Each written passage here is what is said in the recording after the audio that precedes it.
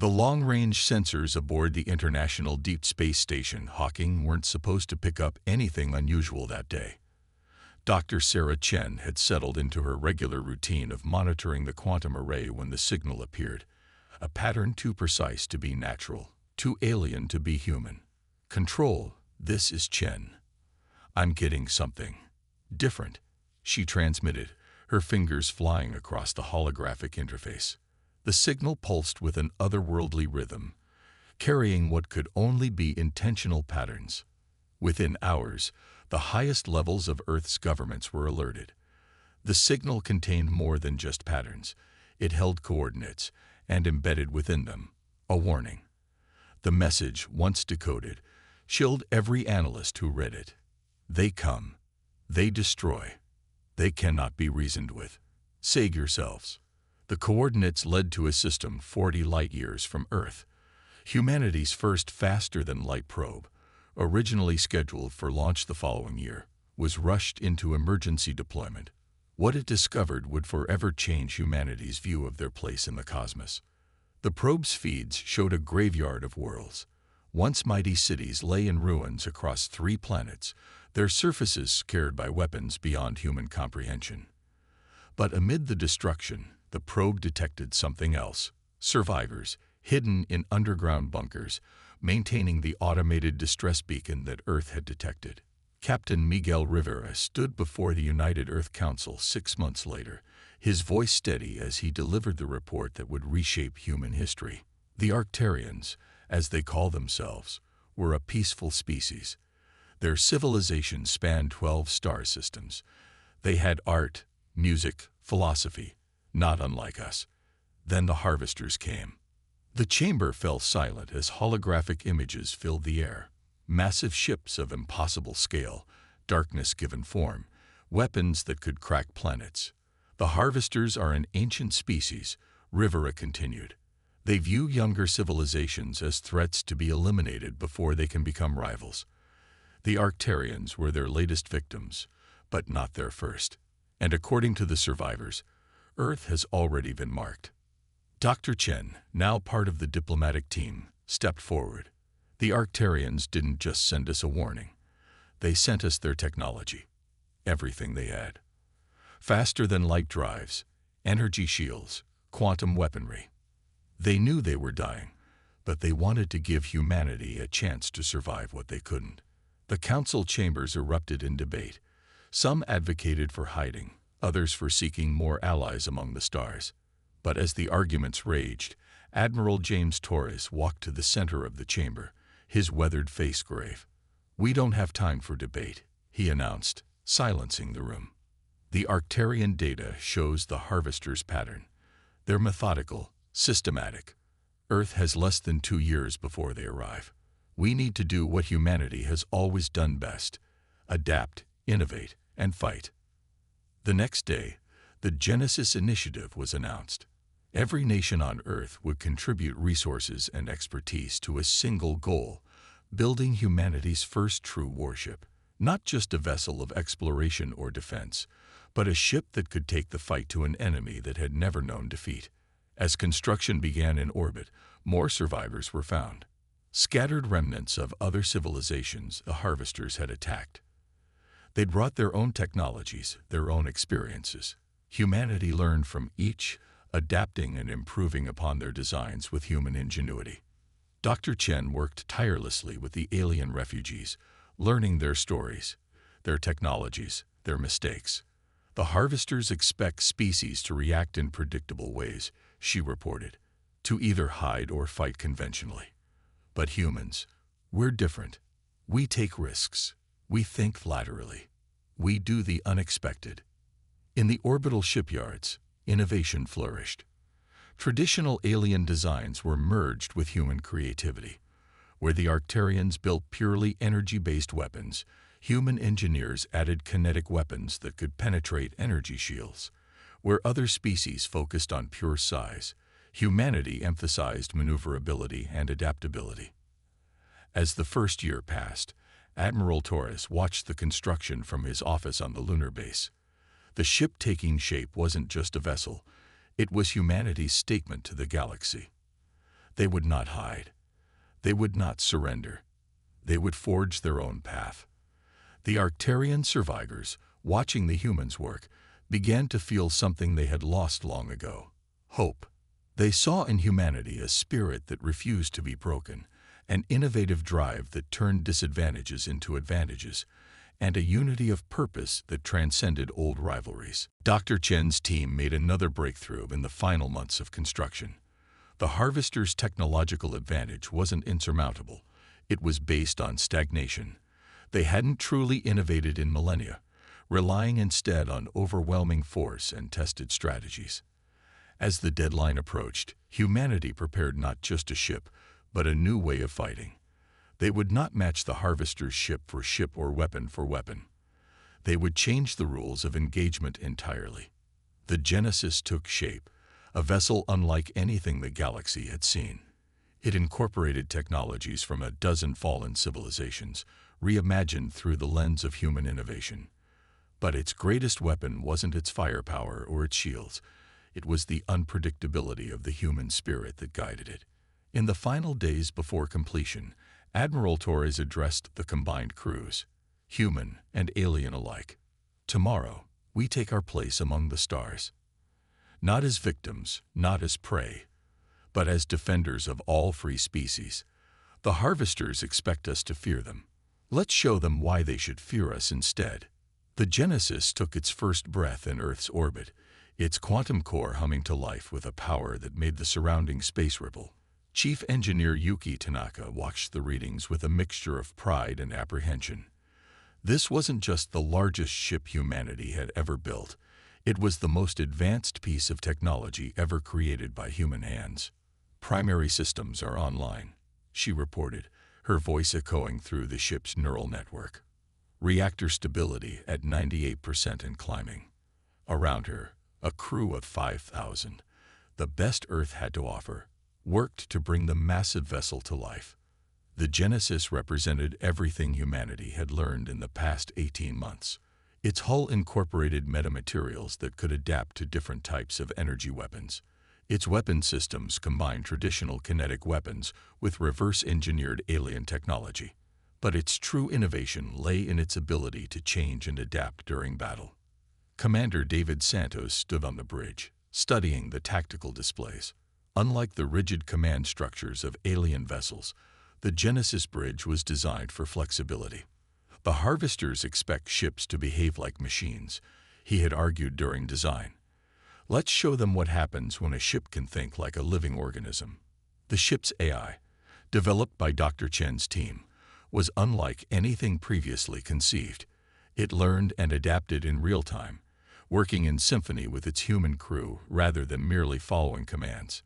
They called it ARI, Adaptive Response Intelligence Array. "Commander." ARI's voice resonated through the bridge. Long-range sensors are detecting unusual quantum fluctuations in the Kuiper belt. Analysis suggests Harvester scout vessels. They were early. The predictions had given Earth another month, but the Harvesters had changed their pattern.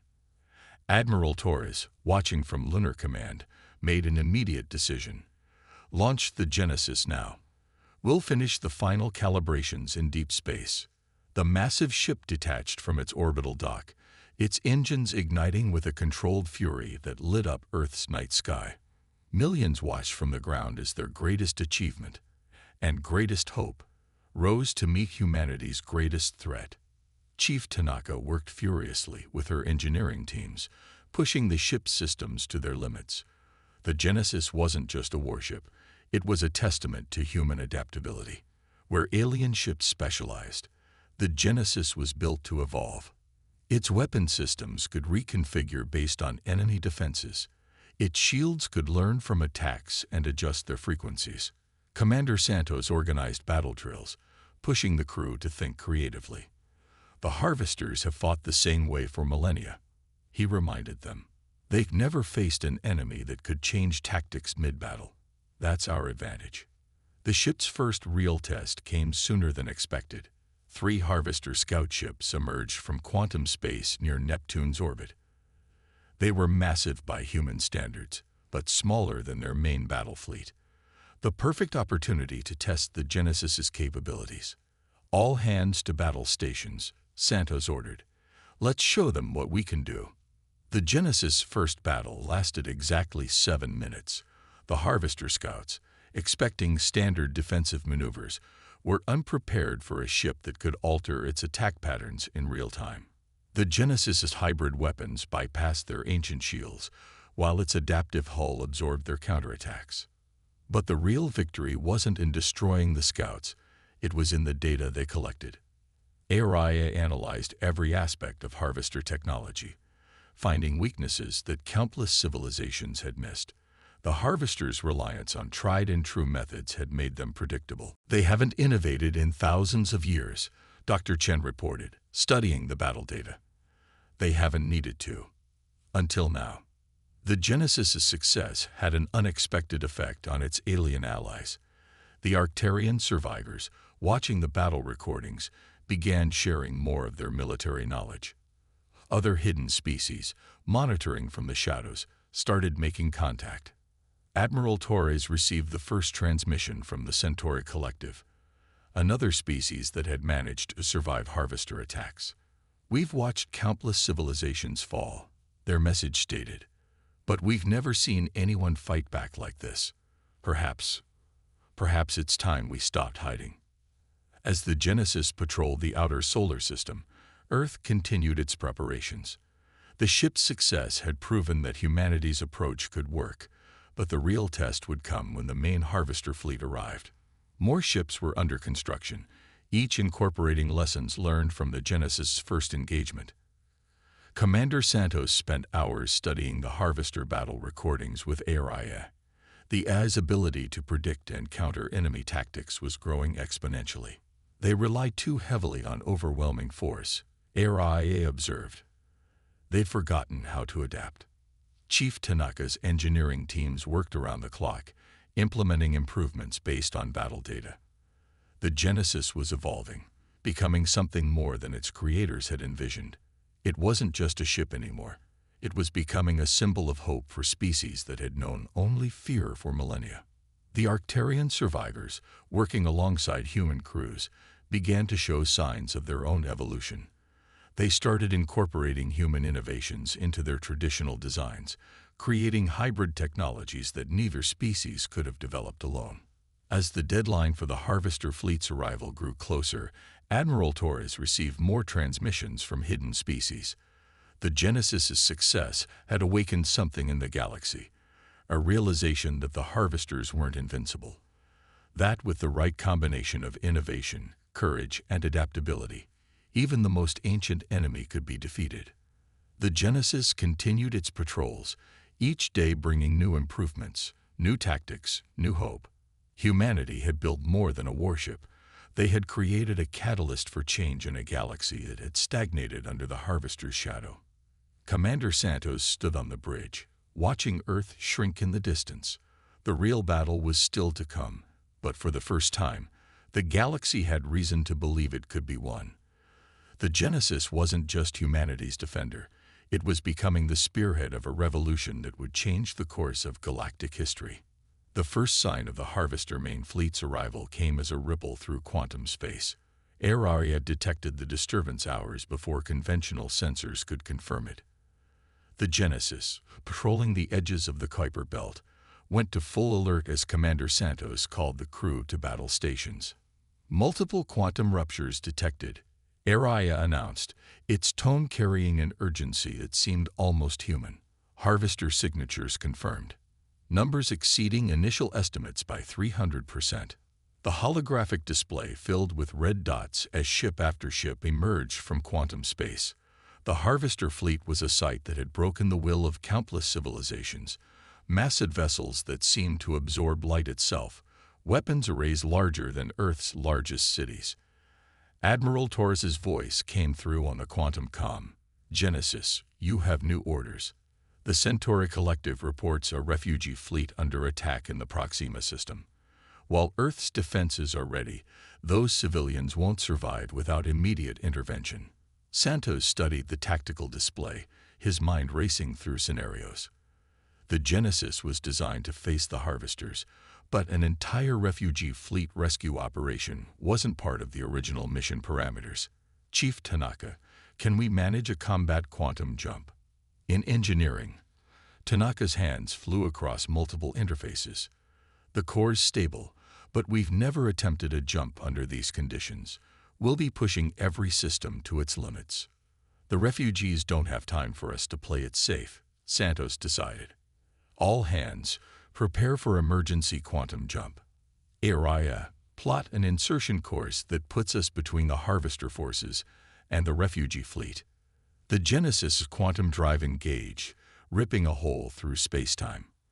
The sensation of quantum travel was always unsettling, but this jump felt different, more desperate, more dangerous. The ship emerged directly into chaos. The Proxima system was a battlefield. Dozens of civilian ships, a mixture of different alien designs, flood from 3 harvester capital ships. The refugee vessels were old, barely able to maintain quantum flight, packed with survivors from multiple worlds. Multiple distress signals detected, Araya reported.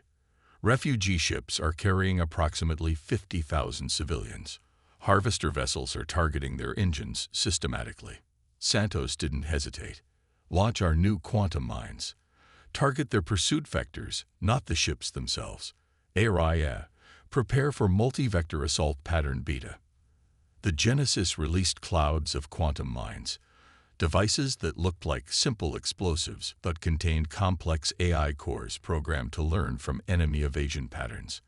As the harvesters maintained their pursuit of the refugees, the mines began to adapt and predict their movement. The first explosion caught the lead harvester ship by surprise, its ancient shields flaring against an attack pattern it had never encountered. The Genesis used this moment of confusion to launch its main assault, its hybrid weapons systems reconfiguring based on the shield data collected from the explosion.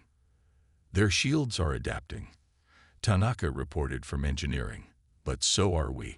Each hit gives ARIA more data to work with. We're learning faster than they can adjust. The battle transformed into a deadly dance of adaptation and counter-adaptation.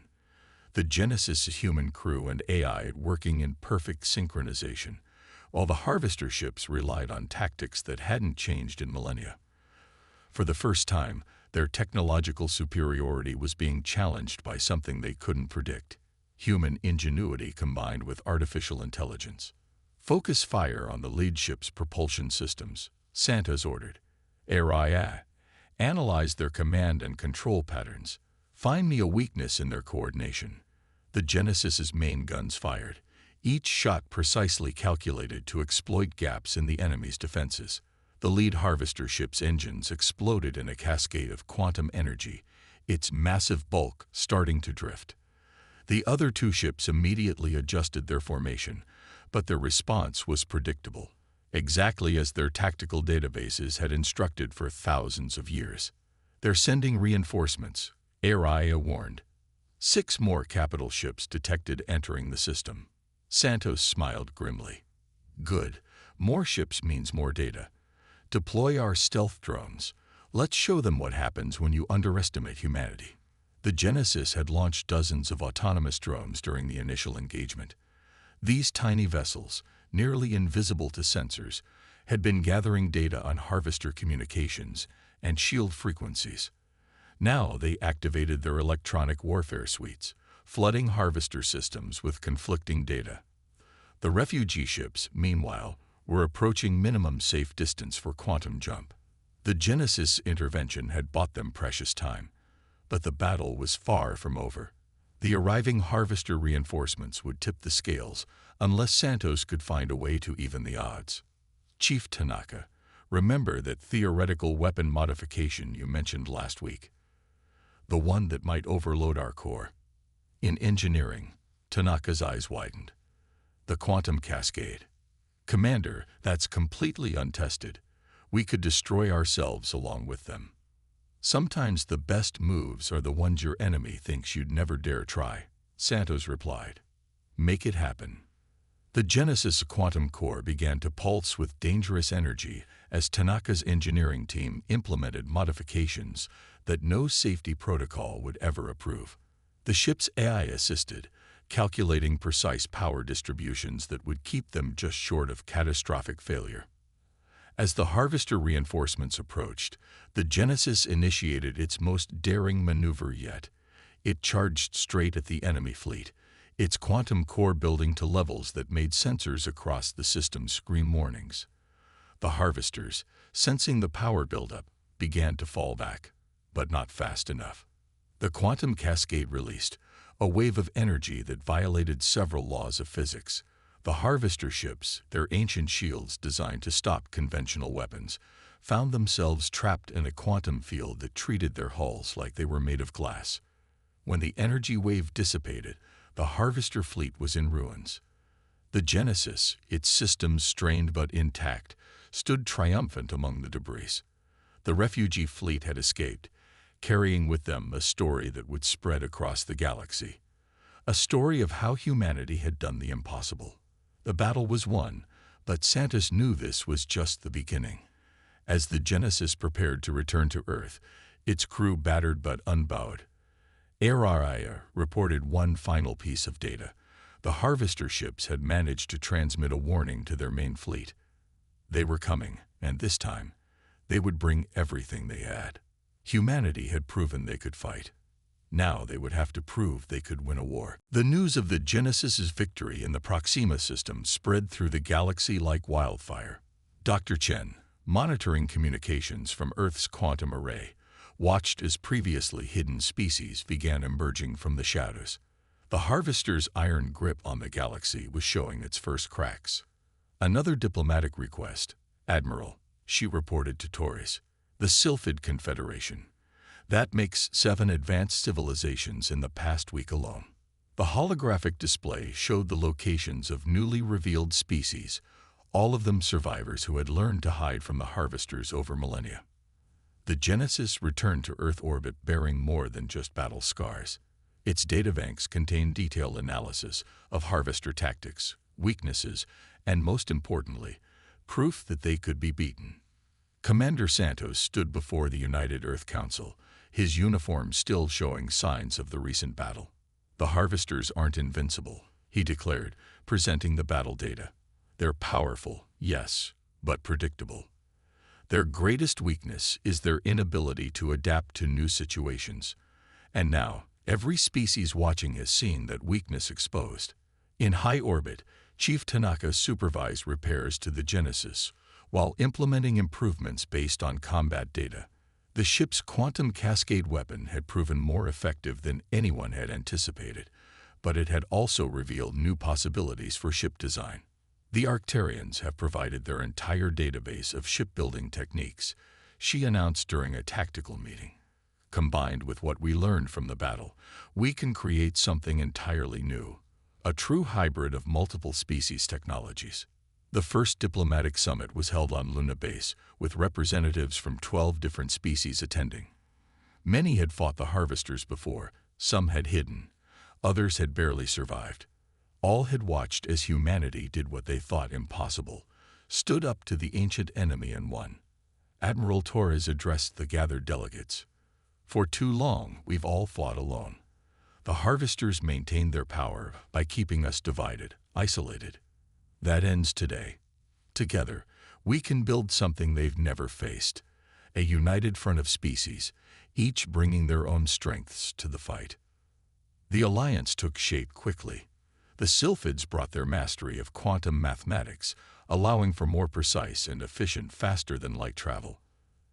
The Centauri Collective contributed their centuries of experience in stealth technology. Each species added their piece to the puzzle. Dr. Chen worked tirelessly with alien scientists, combining their knowledge with human innovation. Their technologies aren't just compatible, she reported excitedly. They're complementary. It's as if each species developed a different piece of the same puzzle without realizing it. The Genesis became a testing ground for these combined technologies. Its AI, HFY, proved crucial in integrating the various systems. Where different species technologies might have conflicted, the AI found ways to make them work together, creating synergies no one had thought possible. Commander Santos oversaw the formation of the first joint fleet exercises. Ships of different designs, crews of different species, all learning to work together. The harvesters expect us to fight like them, he told the assembled captains. Instead, we'll fight like all of us, unpredictable, adaptive, united. The alliance brought more than just military strength. Trade routes opened between species for the first time in centuries. Cultural exchanges began, leading to new insights and innovations. The galaxy was awakening from a long period of enforced isolation. But time was running out. Long-range sensors detected massive harvester fleet movements. They were gathering their forces, preparing for an assault that would dwarf anything seen before. The Alliance had weeks, maybe months, to prepare. In orbit above Earth, a new fleet took shape. Ships of various designs, each incorporating elements from multiple species, formed up around the Genesis. The flagship had been upgraded with technologies from across the Alliance, its capabilities now far beyond its original design. Chief Tanaka stood in engineering, watching power flow through systems that combine technologies from a dozen worlds. "We've created something they can't possibly predict," she said to her mixed crew of humans and aliens. "Every ship in this fleet is unique, every system a new combination they've never seen." The Alliance's Strategic Council, led by Admiral Torres, developed battle plans that utilized each species' strengths. The Sylphid's mathematical models predicted harvester responses. The Centauri's stealth expertise provided intelligence. Human adaptability tied it all together. ARI's capabilities had grown exponentially with the addition of alien knowledge. The AI now coordinated fleet movements with unprecedented precision, learning and adapting strategies faster than any organic commander could. Yet it maintained its core human design trait, unpredictability. As the final preparations were made, Dr. Chen made a discovery that changed everything. Hidden in the combined databases of multiple species, she found patterns that suggested the harvesters weren't just stagnant.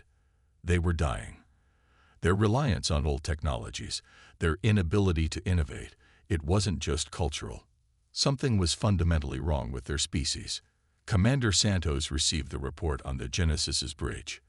"They're not coming to kill us because we're a threat," he realized. "They're coming because we represent everything they've lost. The ability to grow, to change, to evolve." The Alliance fleet assembled in formation, the largest gathering of free species the galaxy had seen in millennia. Each ship carried crews from multiple worlds, technologies that crossed the boundaries of species. They weren't just fighting for survival anymore. They were fighting for a future where innovation and cooperation would replace stagnation and fear. As the first warnings of the harvester approach reached their sensors, Admiral Torres sent one final message to the fleet. They expect to find what they've always found: isolated, frightened species fighting alone. Let's show them what happens when the galaxy stands together. The Genesis led the fleet into position, its hybrid systems humming with power drawn from technologies the harvesters had never imagined could work together. The greatest battle in galactic history was about to begin, and for the first time, the younger species weren't facing it alone. The harvester fleet emerged from quantum space like a dark tide, thousands of ships blotting out the stars. Their massive vessels, each the size of a small moon, formed battle formations that had conquered countless civilizations. But this time, something was different. This time, they faced a united galaxy. The Genesis, at the head of the Alliance fleet, stood ready. Commander Santos watched the enemy deployment with calculated calm. "ARI, begin active scanning. Let's see what they've brought to their final battle." Multiple capital ship classes detected. ARI reported. Energy signatures match historical records. No significant technological advancements noted. They're using the same configurations they've used for the last 1,000 years. Admiral Torres's voice came through the quantum comm from his command center. "All ships, execute Operation Phoenix. Show them what evolution looks like." The Alliance fleet moved with perfect coordination, ships of different designs flowing into formations that seemed chaotic, but held deep purpose. The Genesis led the first wave, its hybrid systems pushing the boundaries of what the harvesters thought possible. Chief Tanaka's voice was steady from engineering. Quantum core stable. All hybrid systems responding. We're ready to show them what real innovation looks like. The battle began with a massive quantum cascade, not just from the Genesis, but from every Alliance ship equipped with the technology. The wave of energy rippled across space, causing harvester shields to fluctuate in patterns their ancient systems couldn't compensate for. They're adapting to the cascade, Araya announced, but slower than predicted. Dr. Chen's theory about their degradation appears correct. Santos nodded grimly. Then let's push them harder. Launch quantum drones, full spectrum assault. Show them every trick we've learned. The space between the fleets filled with thousands of autonomous drones, each carrying technologies from multiple species. They swarm through the harvester formations, their attack patterns shifting faster than the ancient ships could track. Where the harvesters expected simple, explosive devices, they found artificial intelligences that learned and adapted with each passing second. The Genesis drove straight for the heart of the enemy fleet, its weapons combining technologies in ways that bypassed defenses designed to counter single-species attacks. Harvester ships, for the first time in millennia, found themselves unable to predict or counter what they faced. Their formation is breaking. Dr. Chen reported from the tactical center. They're trying to regroup using standard protocols, but their responses are getting slower, almost like they're confused. The Alliance fleet pressed its advantage. Ships that the harvesters thought they could easily destroy demonstrated capabilities that shouldn't have been possible. Sylphid quantum mathematics combined with human ingenuity and Centauri stealth technology created attacks that seemed to bend reality itself. But the harvesters weren't defeated easily. Their massive ships began concentrating fire on the Genesis, recognizing it as the symbol of everything they fought against. The flagship's hybrid shields flared under impacts that could shatter planets. Shield integrity at 60%, Tanaka reported, her hands flying over controls. But every hit gives ARIA more data. We're learning faster than they can kill us. Santos watched as ARIA coordinated the Alliance fleet's responses, the AI's capabilities growing exponentially as it processed combat data from thousands of sources. Launch the final phase. Show them what happens when the galaxy evolves while they slept. The Genesis's quantum core pulsed with unprecedented power as it activated its ultimate weapon, not a device of destruction, but one of transformation. The ship had become more than just a vessel. It was a focal point for the combined technological achievement of a dozen species.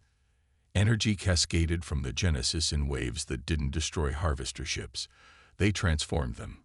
Quantum fields penetrated ancient hulls, rewriting the very nature of their technology. Systems that had remained unchanged for millennia found themselves evolving against their maker's will. Their ships are losing cohesion, Araya reported with what almost sounded like satisfaction. The quantum field is forcing their technology to adapt and change.